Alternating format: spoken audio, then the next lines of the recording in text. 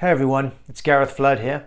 Today I want to talk about the power of personality tests. Now, why are personality tests important, or why can they be important?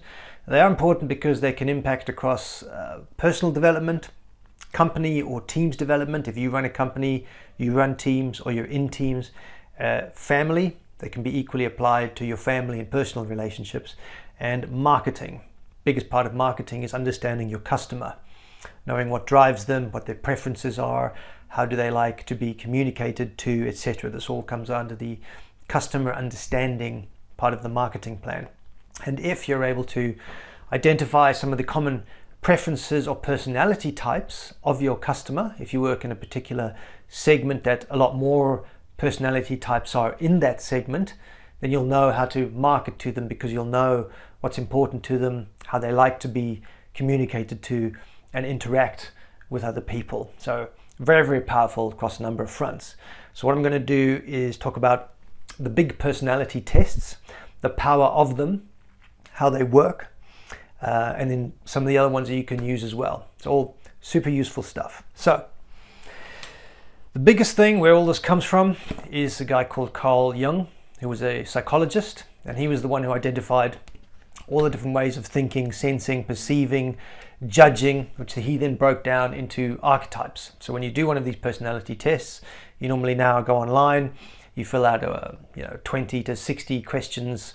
You're supposed to fill them out quite quickly, so you don't think too much about what should be the correct answer. You just fill it out, what comes top of mind, and then this gets rid of any of your biases, and it shows you how you operate. It's like, what's the underlying operating system that you're born with, basically. You can't, and then you have preferences. We all have all of these different parts, but basically you have a preference for how you operate, and you can dial up the different parts up or down. But it's good to know what's your underlying operating system look like, and then depending which situation you can go in, you can dial things up or down. So Jung's work got translated into something called the Myers-Briggs type indicator. So Myers-Briggs were people, and their work they translated into this type of indicator. It's called MBTI, Myers-Briggs type indicator. There's a lot of companies that run this test, but this was the company that enabled to take all of Jung's psychological work and condense it through a test into an output. Where do you sit on the scale? Because what Jung basically did, he translated all of his different models into 8 mental functions. So it can get quite complex quite quickly, and that's just why I want to show you, like, this is the full depth of what you can do, and here are some simpler ones to really understand it in a much easier fashion. So Jung broke it down into perceiving, judging, extroversion, introversion, sensing, intuition, thinking, and feeling. So you are a combination, like a combination lock of these 8 things. And it's good to know what you are. The biggest insight is around extroversion and introversion. This is the orientation of energy. A lot of people misunderstand what extroversion or introversion means. They think extroverts is the loud person at the party, rah, rah, rah, and introverts struggle to talk to people. There's an element of that, but it's more about energy. Where does energy come from, and how do they deal with energy? Extroverts get energy from other people. They're gregarious, they're social. It's like they could spend all day with people, and they're more energized at the end of the day. And if they're not with people, they need it. They cannot, like people working from home is, without talking to anybody or seeing anybody physically, is difficult for them. They're like, I need people. I haven't seen anybody. Where introverts, your energy comes from within. You start the day like a battery full, and each time you interact with people, the battery goes down, and to replenish the battery, you need to go away and be by yourself. So it's, where does your energy come from? Does it come from within you, or does it come from other people? That was one key insight. And if I look back over my career, I wish I'd used this a lot earlier. If I'd have known this in my early 20s, it would have made a big difference to my career. And I went to a couple of workshops in my mid-20s, and I kind of dismissed it because I thought, well, I know what I'm doing, blah, blah, blah. But looking back, if I give any some advice, get into this stuff quickly, particularly with team members, how you run teams, and also apply it to your family.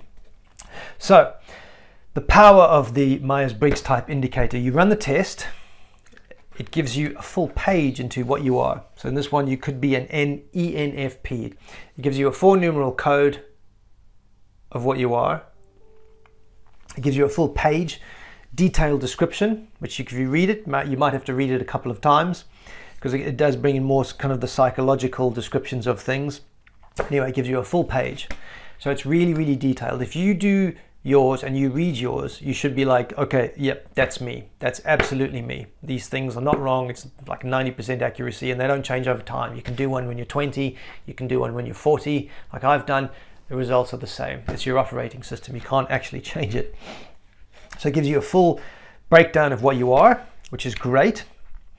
If you deal with one or two other people, you can find out exactly who they are. So that's the pro. The con of the Myers-Briggs type indicator is because it has 8 mental functions, it then gives you actually 16 combinations from ISTJ down to ENFJ.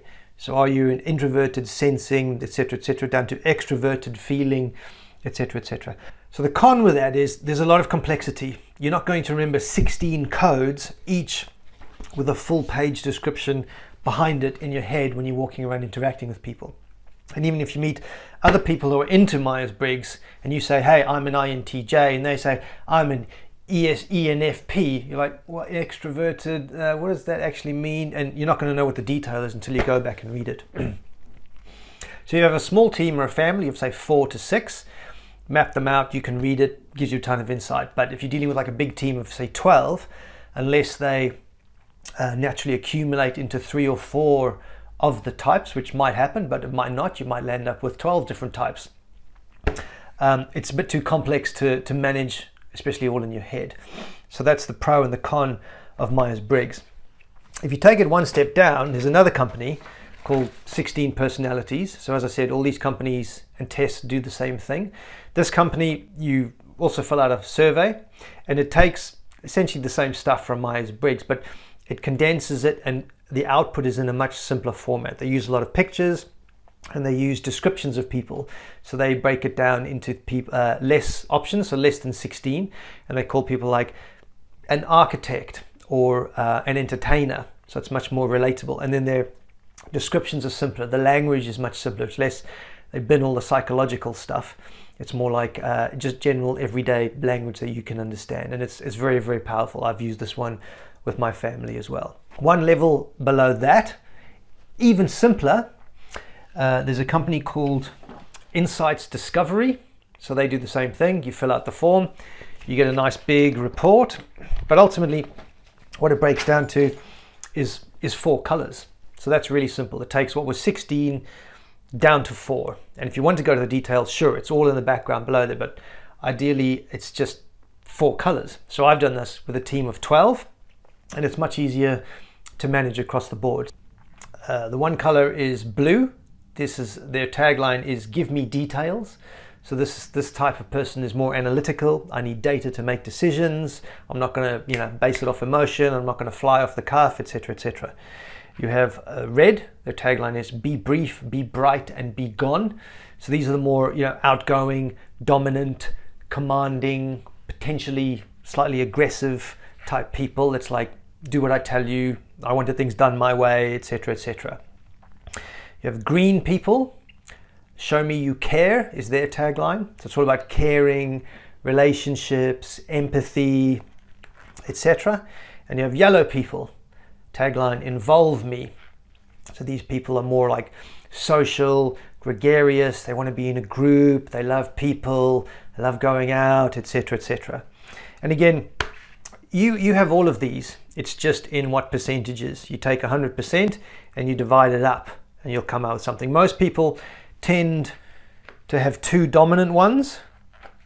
So in my example, I'm predominantly blue and red and less of these, but you'll get other people that, it'll flip around. And the advantage of this, it's just colors. So if you're talking, say, I'm predominantly a blue, it means I'm mostly an analytical person. People can relate to that. And then it's useful if I know that I'm dealing with somebody that needs to know that they care, then I can switch up my style to go, well, okay, I can't just talk to this person about numbers and data and what the analysis is telling me, and therefore this is the right thing, what you should be doing. They'll need to hear like, well, how does this make me feel? Does this feel right? So you can dial things up or down. And this test also tells you what is your natural style, so if you're at home with your family, with your friends, and how you operate at work, particularly if you're in a corporate environment, you might switch some of these around. If you work in a really aggressive company, you might have to dial your red up a lot, so that could come out on top. Or if you work in a real, if you work in, say, social care, for example, social work, you probably have to dial up your green. And the other insight it gives you is that if you have too much of a mismatch, if your red is naturally 10% and you're working for an aggressive investment bank, that's the answer why you're drained all day, why you're unfulfilled, you have no energy. It just absolutely drains the life out of you. Conversely, if you're an analytical person doing social work, you're probably going to be drained for the same reason. Dealing with people with heavy feelings all the time, you're probably also going to struggle. So you have all of these, it's just in what percentage, and then how do you dial them up or down. And then it becomes fascinating if you know what you are, and then you know who your partner or spouse is, and you know who your kids are, you can start to figure things out, because like I said, you're born with these operating systems. So if you look like this, but your kid, one of your children, looks like this, you're going to have to find different ways to relate to each other, or at least understand at some points this is where they're coming from when they're acting or behaving in this way. And same in teams. If you're clashing with somebody, this could be why. You can then put some strategies and plans around it. This gives you a framework to have an open conversation around it. And you can also figure out with teams, once you have this all mapped across your team, you can then quickly see who's going to work well with who and who's going to clash. And you can take steps from that. Okay, so insights discovery is also a very good one. There are others in the market. I'll just mention a couple of others, notables too. So from what was Gallup, there's a strengths journey guide. I think they might have been taken up by the Colby, which is something similar.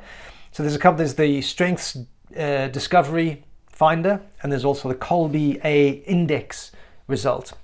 So this is more like finding about what your strengths are than your operating system. So they look at you, are you a strategic, intellection, relating, futuristic, ideas type person, or do you specify, systemize, stabilize, and envision? They're all kind of doing the same things, but depending on your cost and what you particularly want to get after. If you want to know your strengths rather than your operating system, I would go for these. And another one is called the color code. So this takes a different approach where it looks at measures of intimacy, how much you value intimacy, and you need that in your life. Power, which is probably a bit like the red one back on Insights Discovery. Peace, how much you value inner harmony on yourself and harmony in a group. And fun, which is probably also linked quite similar back to the Insights Discovery one. These people love fun. But if you use too many of these, again, the complexity comes in that these guys use color, except they use white, yellow, blue, and red. And of course, the blue does not match up with the blue back on Insights Discovery. And Insights Discovery doesn't have white. So you start to, well, which color does that mean with that company? Which, you're mixing it all up. And same with Colby A. They also use colors, red, blue, green, and yellow. But again, they don't mean quite the same thing. So if you use too many, the pros of doing a lot of these, you'll get a broad range of everything, and you'll see the trends. You can connect all the dots. The common themes will emerge, and you'll know exactly what you're dealing with. So that is a good exercise to do. Is you map them all out, and you pull out all the common themes into a funnel and say, okay, well, this is the final result. If you stay using 6 or 7 tests, you'll just get a bit confused. Like, what does the color mean there versus that one was red, that one is it the same red, etc. So my advice would be, if you can do Myers-Briggs. If you want it simpler than that, in a company that does it really well for corporates and other just general companies, is Insights Discovery. You're just dealing with 4 colors. So again, the power of this is, there's that old saying, know thyself, and then to thine own self be true. If you know what your operating system is, you can find places that you will be happier in your career, You will know how to run meetings better. And if you can find out a place you're not happy, now at least you've got some information as to why that is. Second thing you can do is run your teams better. You'll know which people will clash, which people will work well together. The converse of that is true. If you have too many of the same, you might get groupthink, which means everybody's just, if you have like 6 blue analysts, you're going to miss out on extroversion and feeling, right?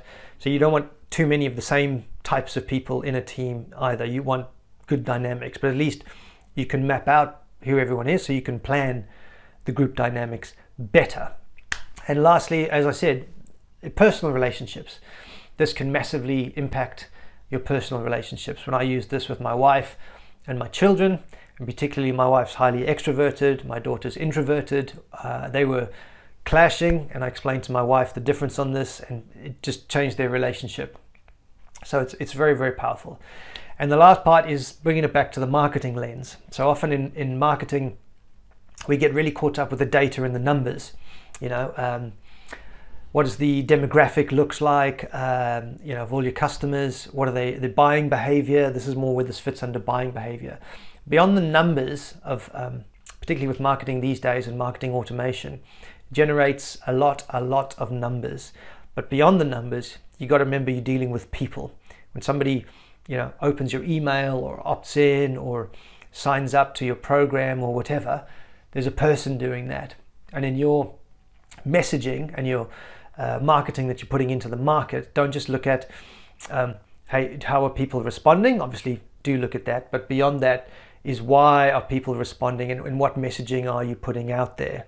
And if it's possible that you can map some of this to your ideal customer, if you're targeting enough of these people, say for example you work in insurance or actuaries. So actuaries are people who do the statistical and forecasting analysis for pensions. They are highly analytical, so there's a majority of these that live there. So if you're targeting that industry, there's probably more of these people there. Conversely, earlier example I gave earlier, if you are marketing and going to work in social care, there's a lot of these people there, caring, relationships, etc. So you can use these archetypes to again know how do they like to be spoken to, how do they like to be interacted with. Maybe an email with data is not going to do that for them, but a video with a person emotionally talking will interact with them very well. So you can map some of this back to your customer understanding, and then your customer archetype and your ideal customer, which then feeds the type of communication later in your marketing plan of how and what you will communicate to them. So that is the power of personality tests. As I said earlier, if you can get onto this early in your career and in your life, very, very powerful, even if you do it once, because they don't tend to change over time, and just keep referring back to them. Power personality tests, very powerful. Hope that's useful. We'll see you again soon.